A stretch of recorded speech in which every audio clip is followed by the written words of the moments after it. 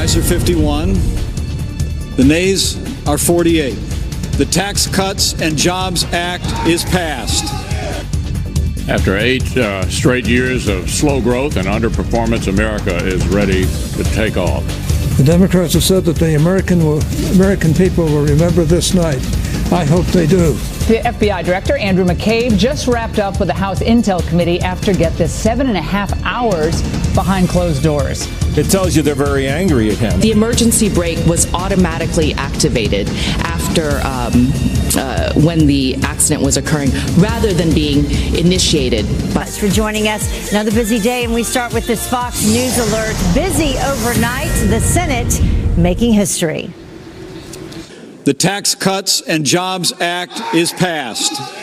The first major rewrite of the U.S. tax code in 31 years, clearing a major hurdle. President Trump touting the accomplishment, tweeting this: the United States Senate just passed the biggest in history tax cut and reform bill. Terrible individual mandate Obamacare repealed. Griff Jenkins is live for us in Washington, D.C. It has been a very long night, but the bill isn't quite ready just yet for the president's desk, right?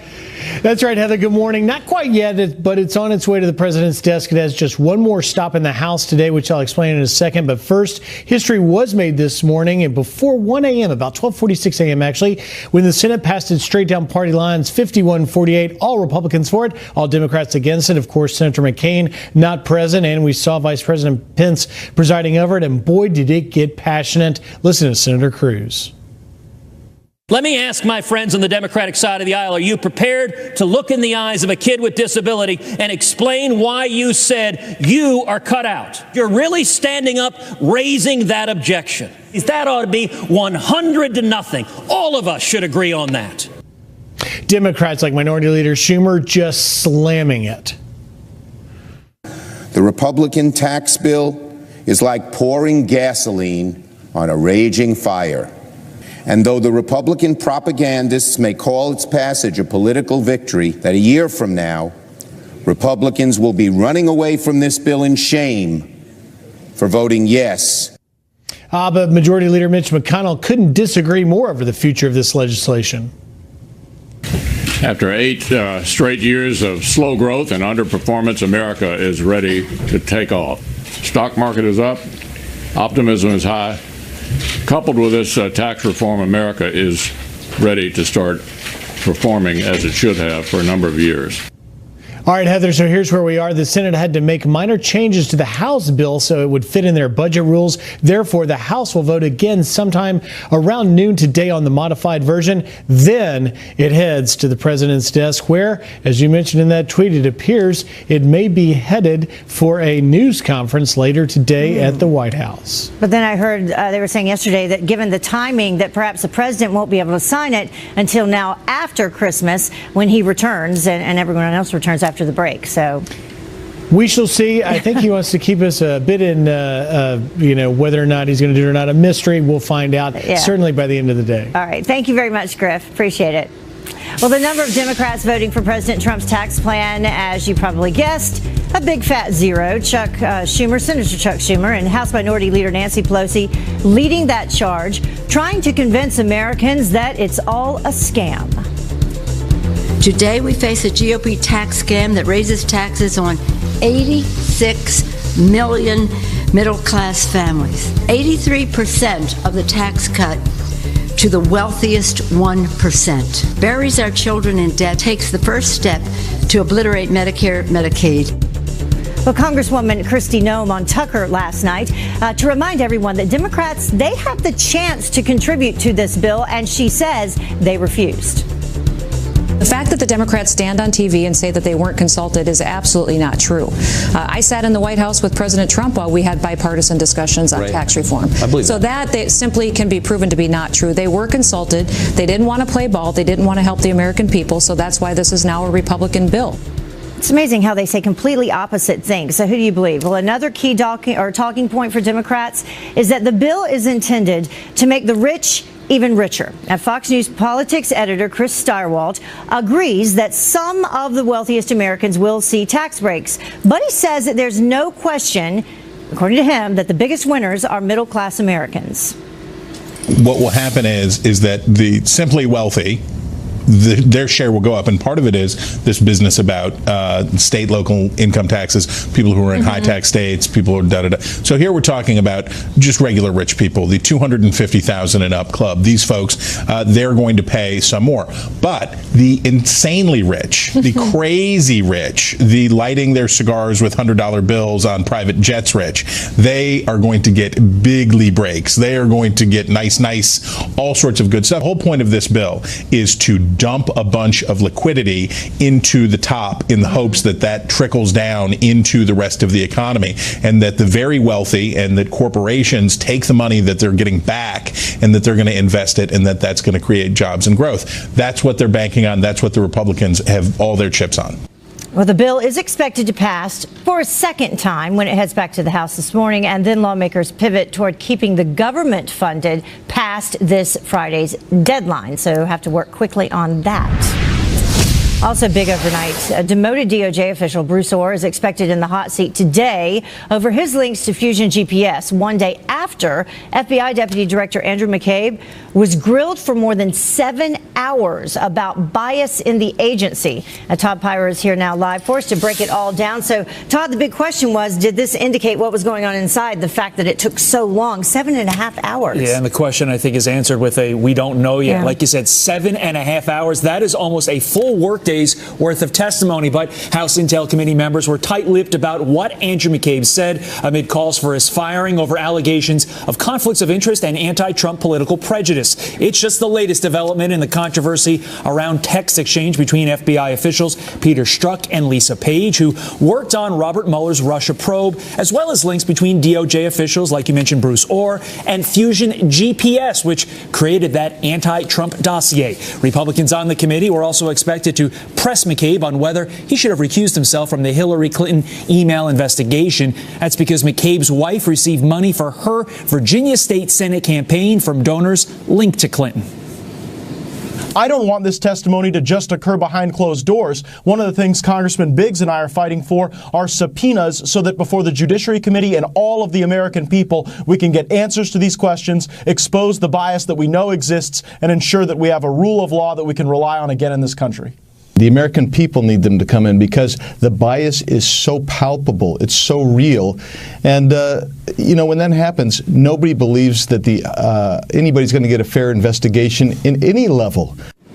Meantime, the House is preparing to hold a standalone vote to renew a controversial warrantless surveillance program that the intel community says is critical to stopping terror plots. This as Republican Senators Rand Paul and Mike Lee said they would vote against any government spending bill that includes authorization of that part of the FISA law. So a lot going on, as you might imagine, on Capitol Hill, even though we're just a few days away from Christmas. Yeah, we'll see if maybe any of the Christmas vacations or breaks are delayed. Do you want to bet on that? I'm thinking they're going to get everything done because people like to be with their families, even congressmen. Yeah. All right. Thank you so much, Todd. Appreciate it. Well, breaking overnight as well, we've just learned that Americans are among the dead in a tragic tourist bus crash in Mexico. Some new reports show us that 5 of the 12 people killed are U.S. citizens. The bus driver and a child also killed. 18 others were injured when the bus, taking cruise ship passengers to an excursion at the Mayan ruins, flipped over. An intense manhunt at this hour for 2 escaped prisoners, including an accused killer. Ronley Diaz-Pardo and David Allen Anderson broke out of their cell, apparently, this happened in Chipley, Florida, by chipping through the wall under a sink and then squeezing under a gate. It is believed that they stole a truck and that they could be anywhere in the southeastern United States. Pardo is facing murder and drug charges. And the mastermind of an ISIS-inspired plot to kill a conservative blogger will now spend the next 28 years behind bars. And David Wright was found guilty on conspiracy terrorism charges last October after investigators say that he, his uncle, and another man planned to behead Pamela Geller. She's the organizer of a Muhammad cartoon contest in Texas back in 2015. Well, the plot failed after Wright's uncle was shot dead by police over a separate attempted attack against police. President Trump slamming what he calls fake news once again by calling out the Washington Post. Now, this comes after a report claiming that he was close to rescinding the nomination for Supreme Court pick Neil Gorsuch prior to his confirmation hearing. Now, the president not holding back With his tweet, he said this: a story in the Washington Post that I was close to rescinding the nomination of Justice Gorsuch prior to confirmation is fake news. I never even wavered, and am very proud of him and the job he's doing as Justice of the U.S. Supreme Court. The unnamed sources don't exist. And the report was attributed to, quote, several people with knowledge of the discussions. But as the president pointed out, unnamed. Well, it all came down to a single vote. Virginia Democrat Shelley Simons taking the House seat in a recount and upending the balance of power. Now, she beat Republican incumbent David Yancey 11,608 votes to 11,607. Well, this is the 16th Republican-held seat that has been taken by Democrats in last month's elections. Republicans have held the majority for 18 years, but now it will be split 50-50. How about some good news? A big congratulations to our very own Jackie Ibanez. You see her there welcoming a baby boy into the Fox family. At 4:46 p.m. yesterday, Jackie gave birth to baby Vince Beau, her third child and first son. 8 pounds, 12 ounces, 22 inches long. Jackie says that Vince is a complete ladies' man already. You see the two big sisters there, and they're already fighting over who gets to hold him. Hold my baby. Better look at Papa. So cute. Jackie was ready, and Vince is beautiful. Congratulations to Jackie, her husband Eddie, and their families. Good job. Well, the time now is about 12 minutes after the top of the hour, and another Clinton cash scandal. Hillary Clinton, the Hillary campaign, and the DNC now accused of running a massive corrupt money scheme. The brand new slush fund just uncovered. Plus, outrage over Ivanka Trump. Parents actually pulling their kids out of school over an unplanned visit by the first daughter. The classroom controversy that's sparking some outrage nationwide. And an extraterrestrial moment at the White House press briefing. I actually want to ask about UFOs. Several media reports this week disclosed that. Sorry, I was going to say. So, does the president believe in UFOs? Important question, and we'll have the out-of-the-world answer up next. That perhaps could have prevented a derailment is still underway on that line where this train went off the tracks and caused that. Well, Claudia Cowan live in DuPont, Washington with the breaking developments for us this morning. Good morning, Claudia. Good morning, Heather. As you mentioned, so many questions still in this ongoing investigation, but right now investigators with the National Transportation Safety Board are focusing on a number of things, including speed and the possibility that the engineer who was driving the train may have been distracted. They say the emergency brake was automatically engaged, that the engineer did not activate it manually. Now, this comes amid reports that the train was going 50 miles over the speed limit and that the engineer was not alone in the locomotive. There were two people in the cab, the engineer and a conductor who was getting experience and familiarizing himself with the territory. The actual conductor, as there is one on every train, was in the actual passenger section at the time of the accident. Federal officials say the engineer was qualified and had been running this train in the area in the last couple of weeks.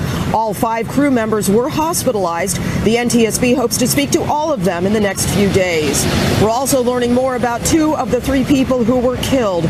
Jim Hamray and Zach Wilhoit were longtime buddies and passionate advocates for passenger trains and public transportation. Friends say they were excited to be on the maiden voyage of Amtrak's new high-speed service between Seattle and Portland, and how ironic and sad that these 2 men who devoted so much of their lives to promoting railway service perished in a train accident, and just 1 week before Christmas. The mangled train cars that fell onto the freeway have been hauled off to a secure facility where they'll be further examined as part of the ongoing investigation. But busy Interstate 5 behind me remains closed while investigators finish their work here and make sure it's safe to reopen to traffic. Heather? Yeah, that's so sad, and right before, sad anytime, but also right before Christmas.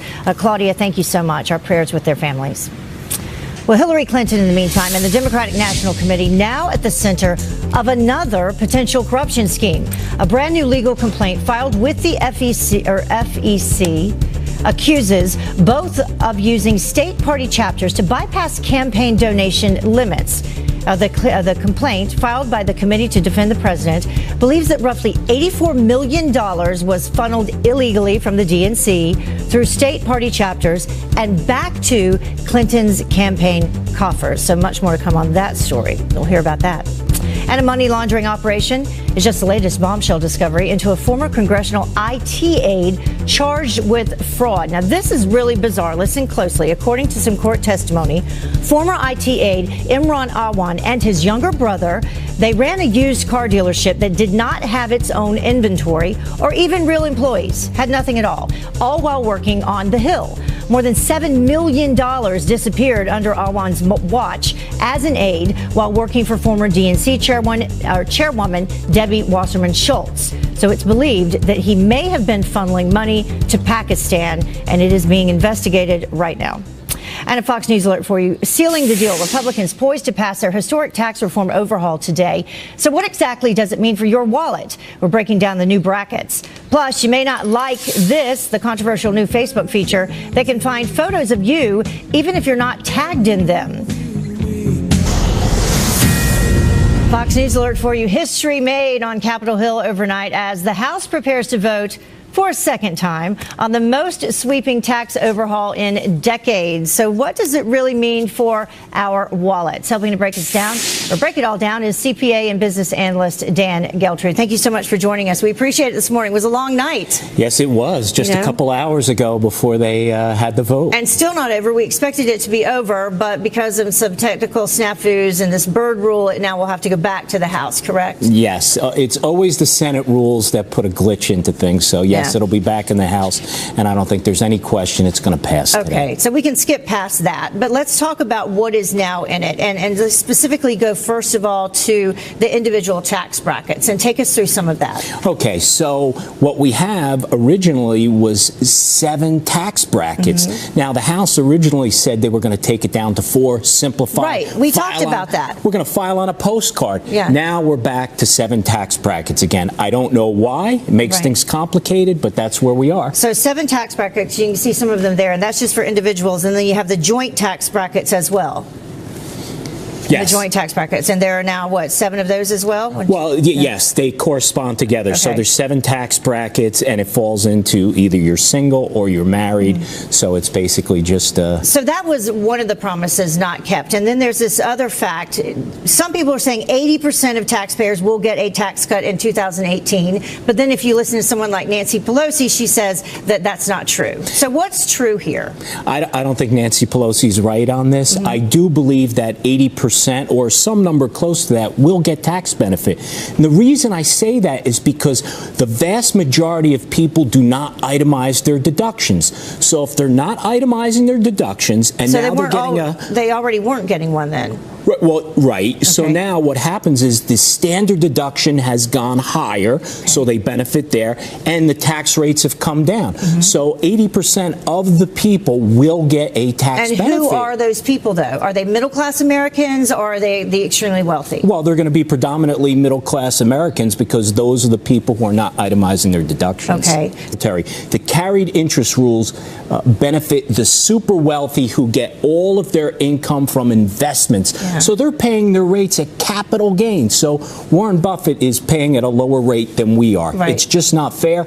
It was promised that that was coming out, and it's still in there. Yeah, I know Trish Regan on our business channel is very upset, up in arms about it. I mean, she is, because it's true. You know, you have someone extremely wealthy in New York State or New York City who is making, you know, all of these, or is able to use that, and then you have a firefighter or a police officer who is paying more tax. It's She's just 100% not fair. Right. It's not true. All right. Dan, thank you so much for joining us. We appreciate it this morning. We'll see what happens. Back to the House. Well, now this Fox News alert for you. Wait for us on your parties. The terrifying new threat from ISIS targeting New Year's Eve.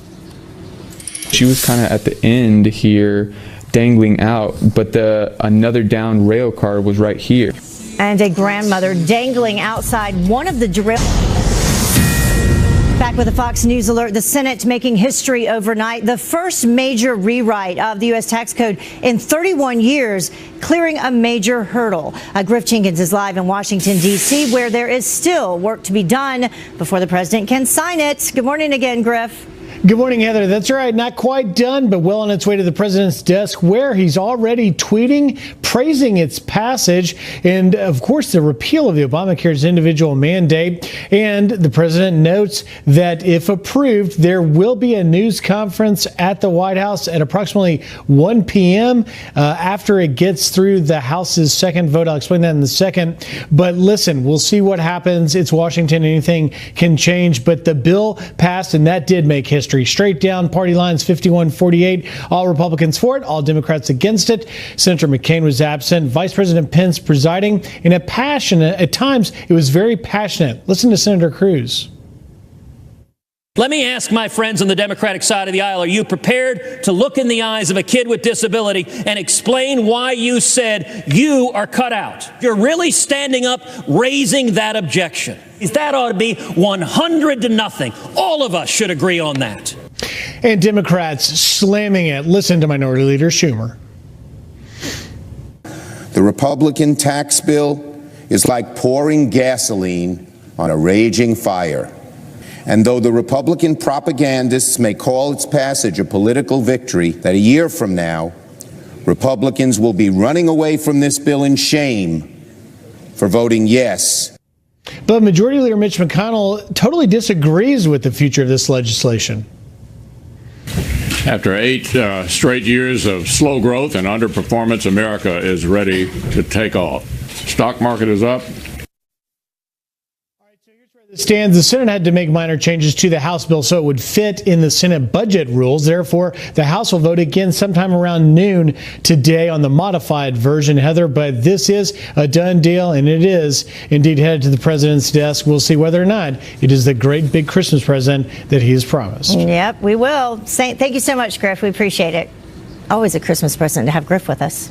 Well, now let's switch gears completely. Another Fox News alert for you. ISIS making another chilling threat of a holiday terror attack, this time targeting New Year's Eve celebrations.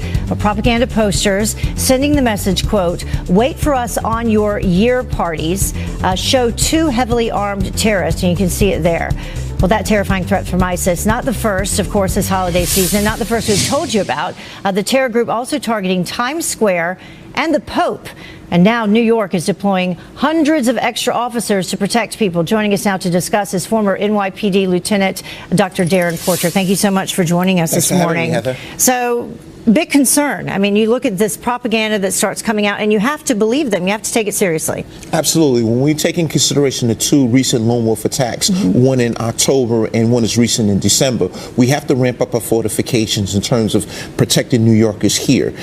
We look at the Pope, for example. The Pope has always been deemed as an antithesis to ISIS. So we have to maintain that major focus in securing what we refer to as the main quadrant here in New York City on New Year's Eve. That area runs from 14th Street to Central Park South. You can see an amalgamation of resources consisting of the NYPD, EMS, federal law enforcement, the state troopers, and we're going to focus on these, not just these threats, but the internal and external threats, so to speak. Yeah, and we focused on a lot of threats already. We can bring that up. 26 terror plots have been foiled since 9/11 by NYPD and federal authorities. So the work is already being done.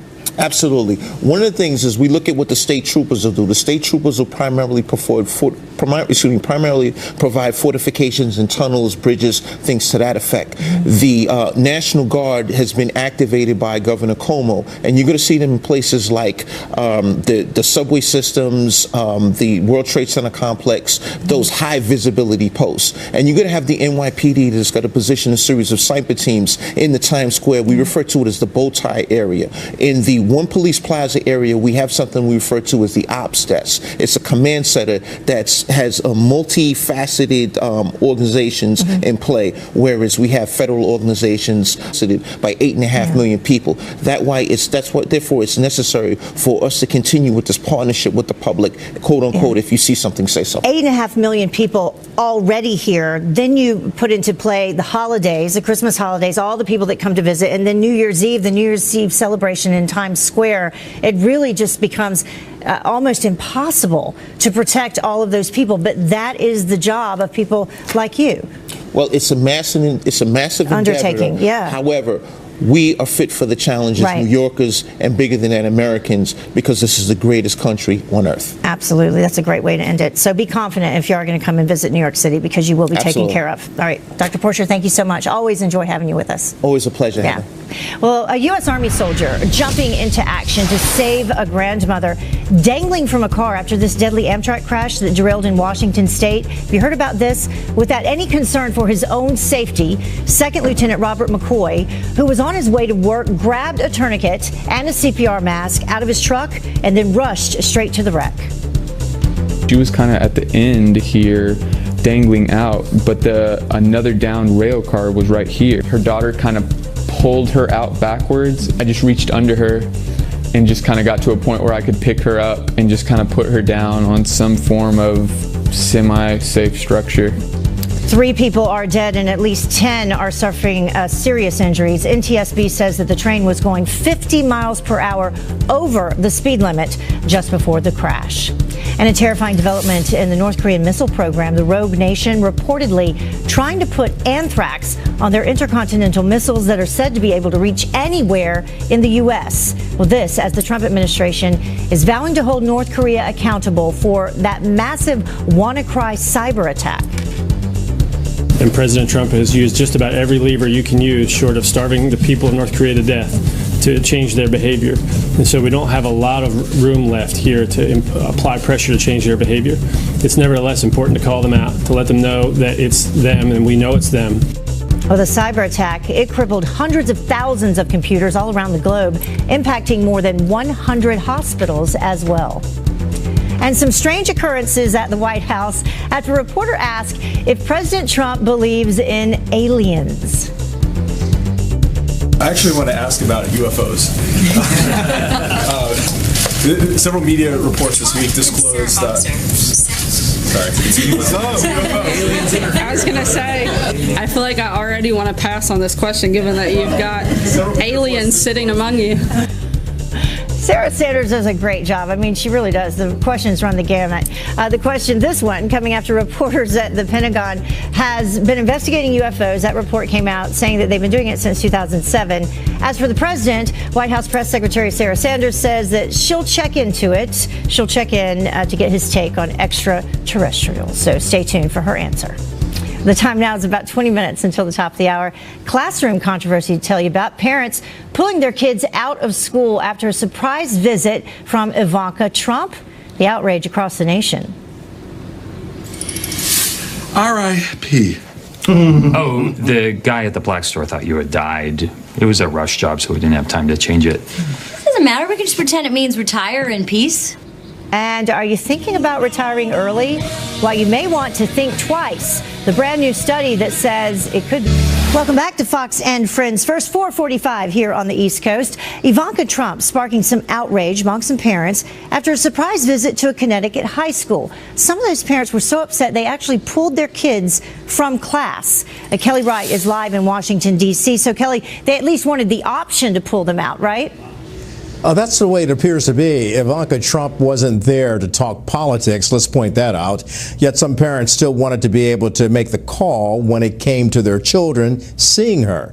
The first daughter and advisor to the president was visiting Norwalk Early College Academy in Connecticut to promote career education, meeting with students and teachers in a dual credit STEM program. She called it an honor to meet them. But one parent told local media, quote, "This should have been brought to our attention. Although I do understand security reasons, I think we should have had the choice to send our child to school or keep them home." And in a now deleted tweet, a former student bashed Ivanka, saying, "Hope the diversity of our students and our large immigrant population doesn't scare her away." But the reaction, not all negative. One parent writing, "My son Nicholas Guzman is a NECA student, and you talk to him today and he's so excited about it. It's something he will never forget. Thank you, Ivanka." So there you have a look at how they reacted to the Ivanka Trump, the first daughter, and we want to know what you think. Should parents be able to pull their kids from school based on who visits? I mean, come on.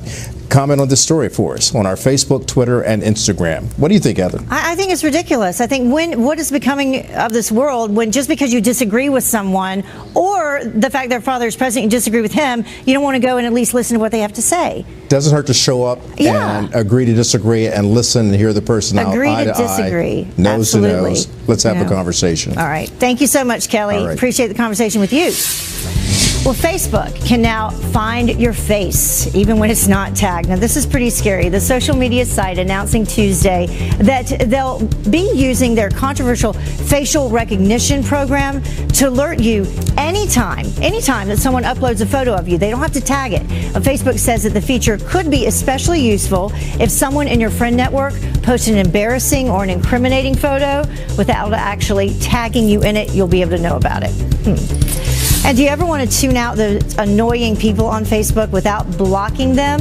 Now apparently you can. The social media site is rolling out a snooze button to give you a break from serial posters. They post over and over, too much information as well. The new feature will appear as an option from the drop-down menu on someone's post. It allows you to unfollow them for 30 days without them knowing. And if you change your mind before 30 days is up, you can just turn it off. So there you have it. Unless they ask you about what they said and you have them blocked. Well, if you can't play for them, join them. Anthem-kneeling quarterback Colin Kaepernick looking to get back in the game as an owner of the Carolina Panthers. A former Super Bowl champ Burgess Owens says that Kaepernick needs to do something else first.